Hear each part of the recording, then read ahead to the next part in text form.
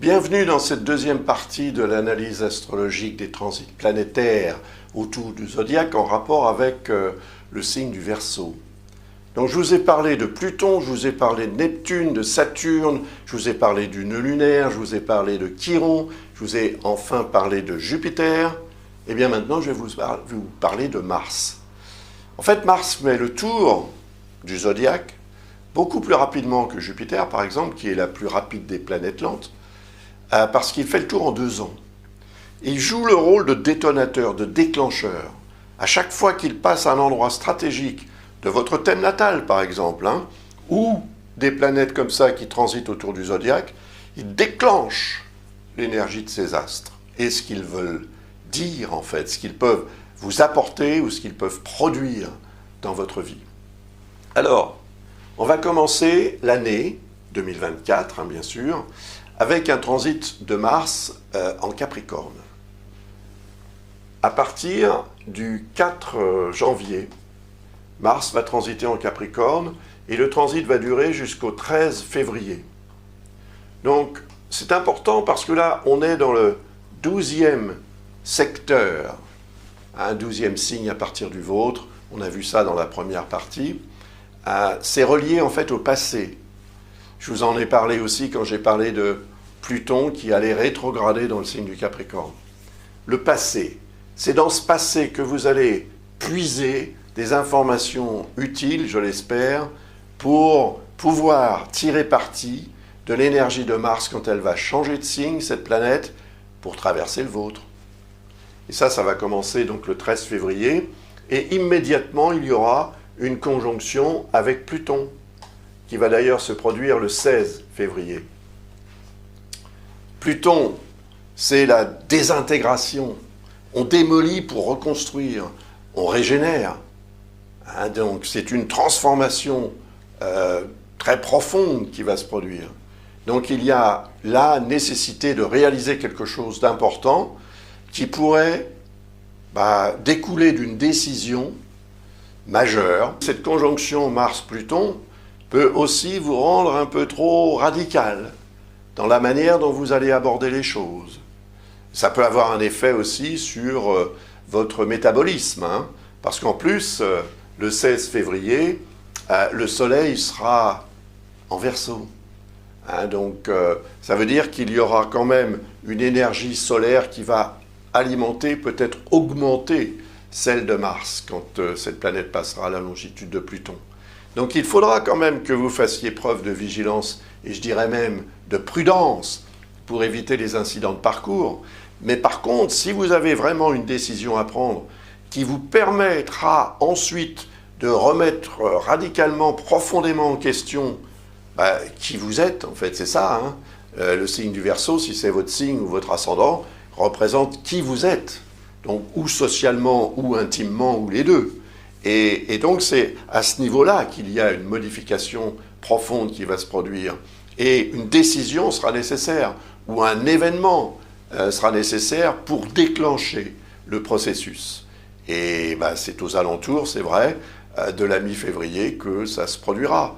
Mars va transiter en Verseau ensuite, il va donc transiter votre signe, votre ascendant, jusqu'au 22 mars. Donc pendant cette période qui va durer à peu près 6 semaines, vous allez être beaucoup plus intense, ça c'est sûr. Mars, c'est le dieu de la guerre, donc il va vous rendre plus combative ou combatif, en tous les cas, une plus grande réactivité, voire une plus grande défensivité aussi, en tous les cas, une plus grande combativité aussi. Et ça vous sera utile pour imposer quelque chose. Mais c'est toujours pareil. Mars peut inciter à dépasser les limites raisonnables, à en faire trop, et donc à prendre des risques, et parfois des risques inutiles. Donc quand Mars est en transit dans le signe de quelqu'un ou dans l'ascendant, cette personne devient téméraire. Et c'est ça qui peut entraîner évidemment des incidents de parcours, avec peut-être même des risques d'accident. Donc il faudra faire preuve de vigilance pendant cette période. Surtout si vous avez évidemment d'autres éléments que le Soleil dans le signe ou l'ascendant dans le signe du Verseau. Donc dans ce cas-là, n'hésitez pas, si vous avez besoin d'informations spécifiques pour mieux gérer cette période éventuelle qui sera quand même un petit peu chaude, un peu tendue, eh bien n'hésitez pas à visiter le site de l'École Ablas et vous trouverez les informations pour commander une analyse astrologique ou simplement une réponse à une question que vous pourriez avoir à cause d'une situation ou par rapport à une situation ou à une décision à prendre pendant cette période entre donc le 13 février et le 22 mars. Après, Mars va transiter en Poisson, bien évidemment. Ce transit va lui permettre de rejoindre Saturne, puis de rejoindre Neptune. Le transit va durer du 22 mars jusqu'au 30 avril. Donc, cette période, encore une fois, c'est à peu près 6 semaines, va intensifier votre besoin d'agir ou de réagir par rapport au deuxième signe, au deuxième secteur dont je vous ai parlé assez longuement dans la première partie, puisque vous avez Neptune et Saturne qui transitent ce secteur, Neptune depuis 2012 et Saturne depuis beaucoup plus récemment. Eh bien, là, Mars peut vous permettre de prendre certaines dispositions claires et nettes pour gérer ce qu'il y aura à gérer, pour peut-être aussi dissiper le brouillard ou une partie de ce brouillard, pour voir les choses de façon plus carrée, plus rationnelle. Il va falloir que vous preniez une décision. Et il est possible que vous puissiez la prendre, effectivement, lorsque Mars va arriver à la longitude de Saturne, donc produire une conjonction avec Saturne, on sera le 11 avril. Donc gardez cette date en tête, ça peut vous être utile. Si vous avez une démarche à faire pour exprimer quelque chose ou demander quelque chose ou réparer quelque chose, eh bien le 11 avril serait une bonne date à choisir. Parce qu'ensuite, évidemment, quand Mars va atteindre Neptune, on sera le 29 avril. Et vous allez remarquer qu'il y aura un lien entre ces deux dates. Parce que c'est un peu comme le principe de cause à effet. La cause, c'est ce que vous allez faire quand Mars va atteindre la longitude de Saturne, à savoir une décision ou une action précise, carrée, concrète. On demande de vous du concret. Voilà, c'est ce que Saturne représente. Et on demande de vous aussi que vous teniez compte du passé, car Saturne représente le signe du Capricorne, qui représente le passé par rapport à votre signe ou votre ascendant. Donc c'est dans le passé que vous allez devoir puiser des informations utiles, des expériences, et les leçons que vous allez en tirer vont vous permettre de prendre cette décision carrée et rationnelle aux alentours du 11 avril. Et quand Mars va arriver à la longitude de Neptune, eh bien vous allez pouvoir utiliser cette énergie neptunienne qui n'est autre que l'intuition, le sixième sens, les perceptions extrasensorielles, la sensibilité également. Donc, voir les choses d'une autre façon vous permet de voir à travers le brouillard. Parce que vous allez exploiter justement ce sixième sens pour remplacer les yeux qui ne verront plus à cause de ce brouillard. Et Saturne, qui représente ce que vous allez faire de rationnel, va pouvoir permettre aussi à ce brouillard de se dissiper. Alors ça peut être provisoire, mais pendant cette petite période au cours de laquelle Mars sera aux alentours de Neptune, bon, ça va commencer avant le 29 avril, et c'est vrai que ça se terminera le 30, puisque le 30 il va changer de signe. Mais quand même, ça veut dire que vous allez pouvoir exploiter une énergie positive pour dissiper une part du brouillard et voir mieux la route que vous avez à suivre. Parce qu'ensuite, effectivement, Mars va transiter en Bélier. Et le signe du Bélier, c'est son signe. Donc il va être très puissant dans ce secteur. Et il va rejoindre le nœud lunaire nord. Puis, il va rejoindre Chiron. Ça va durer jusqu'au 9 juin, ce transit dans le signe du Bélier. Donc du 30 avril jusqu'au 9 juin, Mars sera en Bélier. Très puissant. Dans le troisième secteur, par rapport à votre signe ou votre ascendant, c'est la communication, les démarches, les voyages, les déplacements, les rencontres, les contacts humains, l'intellect aussi, donc les études par exemple, si vous voulez vous engager dans un cycle d'études ou de formation pour améliorer vos connaissances dans un domaine qui vous intéresse et en vous en servir, je veux dire, de ces connaissances pour améliorer votre situation d'une façon ou d'une autre, profitez-en. Cette période de 6 semaines peut vous être utile pour faire une formation qui pourrait durer 6 semaines ou un peu moins. En tout cas, pendant cette période, Mars va arriver à la longitude du nœud lunaire nord, ce sera le 18 mai, Et là aussi, c'est une décision à prendre par rapport à l'orientation que vous voulez donner à votre vie. Et c'est dans la tête que ça se passe, puisqu'on est dans le secteur 3. Mais la tête, en fait, elle est nécessaire, parce que c'est ça qui vous permet de réfléchir, d'analyser, de voir, et ensuite, après avoir constaté et fait une synthèse ou avoir obtenu une réponse précise aux questions que vous vous posez, vous pouvez avancer. Vous pouvez prendre la décision d'aller vers ce fameux nœud nord et d'imposer aussi à vous-même, de vous imposer, d'être vraiment qui vous êtes, plutôt que d'être par rapport à ceux qui sont en face, en fait, et qui sont représentés par le nœud lunaire sud, qui est en balance, comme on l'a vu dans la première partie de cette analyse, et qui représente effectivement la dépendance qui a pu comme ça s'imposer au fil du temps, la dépendance à l'autre ou aux autres, certains autres en tous les cas. Donc il va falloir que vous tiriez parti de l'énergie de Mars pour l'exploiter afin d'imposer voilà, vos idées, vos pensées, vos opinions. D'ailleurs, Mars va atteindre Chiron, ça va se produire le 30 mai. Chiron, je le disais tout à l'heure, c'est la santé. C'est la santé de vos affaires, c'est peut-être votre santé aussi.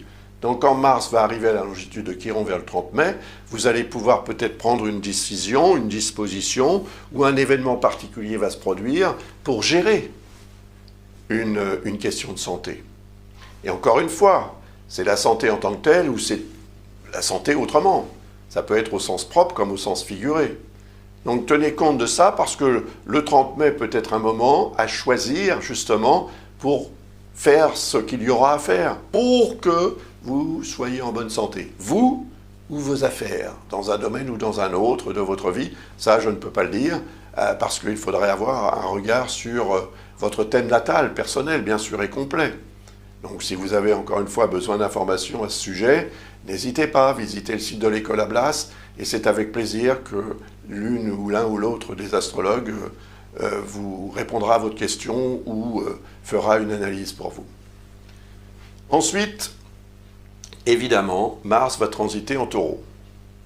On a vu dans la première partie que Jupiter allait transiter en Taureau. Mais le 9 juin, Jupiter ne sera plus en Taureau. Il sera en Gémeaux.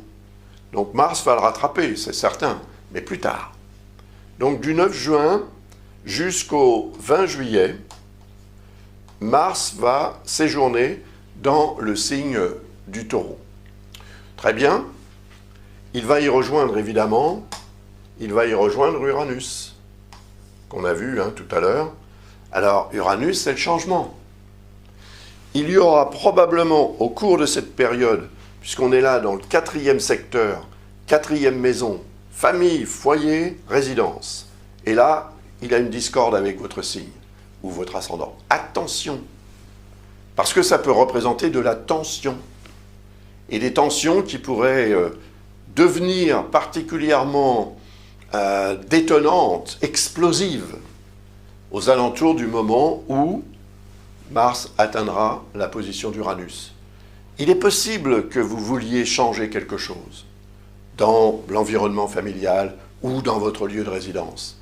Si vous avez des travaux à faire, par exemple.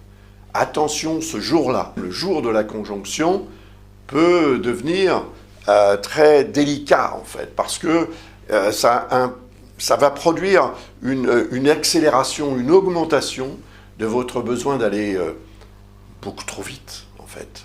Donc le manque de patience peut entraîner, évidemment, toutes sortes d'incidents et d'erreurs que vous pourriez commettre, avec des risques de conflits, en tous les cas, des désagréments dans les relations avec l'entourage familial. Donc soyez vraiment dans la prudence et dans la tempérance ce jour-là et autour de ce jour-là, dans les entourages de la conjonction Mars-Uranus qui va se produire le 16 juillet, il faudra faire preuve de vigilance pour éviter en fait les incidents de parcours qui pourraient malheureusement se produire. Je veux dire qu'un incident ou un accident, c'est vite arrivé, vous le savez, et ça n'arrive pas qu'aux autres. Donc je vous préviens, maintenant c'est vous qui voyez, comme on dit, mais vous ne serez pas seul concerné. Nous serons tous concernés par ce genre de configuration, mais différemment d'une personne à l'autre, en fonction de cette personne tout simplement, et en fonction de son thème aussi. Alors voilà, si vous avez encore une fois besoin d'informations à ce sujet pour éviter un incident de parcours, contactez-nous. Mais après, quand on aura donné l'information, il faudra évidemment faire en sorte de la suivre autant que possible et de contrôler cette énergie. Parce que là, vous allez avoir l'impression d'être au volant d'une Formule 1. Et si vous ne savez pas conduire ce genre, ou piloter ce genre d'engin, vous allez vite vous retrouver dans le mur. Vous voyez, donc, levez le pied quand même, aux alentours de la mi-juillet, levez le pied. Et si vous êtes en vacances, évitez les excès, les efforts violents, soudains, etc. Parce que effectivement, ça pourrait produire des désagréments plutôt que des joies. Ensuite, Mars va passer en Gémeaux, et c'est une bonne nouvelle. A priori, ça va durer jusqu'au 4 septembre. Vous voyez, Jupiter est là en Gémeaux, et on est dans le 5e secteur. Et c'est un secteur qui est en harmonie avec le signe du Verseau. Formidable. Je vous en ai parlé du transit de Jupiter. Regardez à nouveau cette vidéo si vous le souhaitez, la première partie, parce que c'est très important, ce transit de Jupiter peut vous être extrêmement favorable. Et ce, pendant une année. Et ce jour-là, donc lorsqu'il y aura cette conjonction, elle va se produire le 14 août. Eh bien, quand il y aura cette conjonction, aux alentours de la mi-août, vous devriez, normalement, bénéficier ou profiter d'une opportunité soudaine majeure. Mais c'est peut-être aussi la rapidité avec laquelle vous allez saisir l'opportunité qui fera toute la différence. Et cette rapidité, elle est représentée par Mars. Donc on va avoir une accélération de votre capacité à réagir aux choses de la vie en général pour en profiter. C'est la notion de profit qui est représentée par ce 5e signe à partir du signe du Verseau. Le profit pour la joie de vivre, pour effectivement en profiter. Voilà. Et ce Mars va vous donner, la pêche, si on peut dire, pour obtenir ce que vous désirez. Et si par exemple vous êtes sportif et que vous vous engagez dans une compétition, ce jour-là, ou aux alentours de ce jour-là, vous allez faire des étincelles, parce que vous serez beaucoup plus efficace, beaucoup plus rapide, et vous allez pouvoir vous adapter très rapidement aussi aux circonstances et aux situations. Donc ça va jouer, non seulement si vous êtes évidemment sportif ou pas, ça va jouer, ça va s'exprimer, mais l'énergie de ces deux astres, en fait, peut effectivement apporter quelque chose sans que vous fassiez quoi que ce soit, sans que vous en preniez conscience. Mais si vous en prenez conscience et que vous préparez cette période, qui va durer quand même, voyez, du 20 juillet jusqu'au 4 septembre, c'est quand même assez long et suffisamment long pour vous apporter beaucoup de choses sympathiques. Alors voilà, profitez-en. Ça, ce sera, à mon avis, la petite phrase à vous rappeler pour cette période. Il va falloir que j'en profite. Voilà. Et si c'est le cas, vous ne le regretterez pas, j'en suis sûr. Après, du 4 septembre jusqu'au 4 novembre, donc là, ça va être 2 mois, Mars est en train de ralentir le rythme. On va voir pourquoi dans un instant. Alors, dans ce secteur, c'est le 6e, à partir du vôtre. Il y a ce qu'on appelle entre votre signe et ce signe-là ou ce secteur, il y a ce qu'on appelle un quinconce. Et le quinconce est un aspect d'hésitation. Il représente la tendance qu'on a tous, plus ou moins, à procrastiner, voyez, c'est-à-dire à remettre à plus tard ce qu'on devrait faire le jour même. Avant l'heure, c'est pas l'heure, après l'heure, c'est plus l'heure. Donc, ça, c'est quelque chose dont il va falloir aussi vous rappeler pendant cette période. Parce qu'on est dans le 6e secteur, c'est la santé, c'est le travail et c'est le quotidien. Donc on a tous des choses à faire au quotidien. Mars peut induire une sorte de précipitation et d'impatience, avec une tendance en fait à cafouiller et donc à commettre des erreurs. Des erreurs qu'on vous reprocherait, des erreurs qui vous rendraient un petit peu hostile et qui pourraient même déclencher quelques colères. Mais en même temps, Si vous avez tort, reconnaissez votre tort, et puis voilà, ensuite passez à autre chose. Je veux dire, ça ne veut pas dire qu'il va se passer quelque chose de dramatique. En fait, il se passera ce qu'il se passera parce que vous aurez eu cette tendance à ne pas être en phase avec le timing, des problèmes de timing. Arriver avant ou arriver après. Voilà, c'est ça. Donc, retenez cette petite phrase pour cette période. Avant l'heure, c'est pas l'heure, après l'heure, c'est plus l'heure. Pour essayer d'être autant que possible à l'heure quand vous aurez un rendez-vous. Mais le rendez-vous peut être avec vous-même, c'est-à-dire que c'est vous qui devez vous lever. Quand vous savez que vous avez quelque chose à faire, faites-le. N'attendez pas demain, ni après-demain, ni la semaine prochaine. Et ensuite, donc, Mars va transiter en Lion. 7e secteur. Et là, il est opposé au signe du Verseau, mais il est complémentaire du signe du Verseau. Ça, c'est le relationnel. Couple ou partenariat, etc. C'est le relationnel. Et quand Mars va entrer évidemment dans ce secteur, il va intensifier votre besoin d'être utile et d'être présente ou présent dans le relationnel. Parfois avec un peu trop d'intensité. C'est Mars, donc avec Mars, parfois on est trop intense. Donc ça peut entraîner évidemment des risques de tension aussi dans les rapports avec l'autre ou les autres, parce que vous aurez tellement besoin de faire des choses pour l'autre ou pour les autres, que ça peut devenir un peu lourd pour ceux qui vous entourent. Mais Mars va rétrograder. Et ça, c'est plus ou moins une bonne nouvelle. Je dirais que c'est presque une nouvelle dont il faut prendre conscience, parce que quand Mars rétrograde, on est moins efficace. Et puis on est moins motivé aussi. Donc, ce que je vous disais tout à l'heure à propos du être avant l'heure, c'est pas l'heure, après l'heure, c'est plus l'heure, eh bien ça va se remanifester dès lors que Mars va commencer à rétrograder. Et ça va commencer le 7 décembre. Donc toutes les fêtes de fin d'année vont être marquées par une rétrogradation de Mars qui va repasser dans le signe du Cancer et qui va revenir en mouvement direct en 2025 et ensuite qui va repasser en signe du Lion aussi en 2025.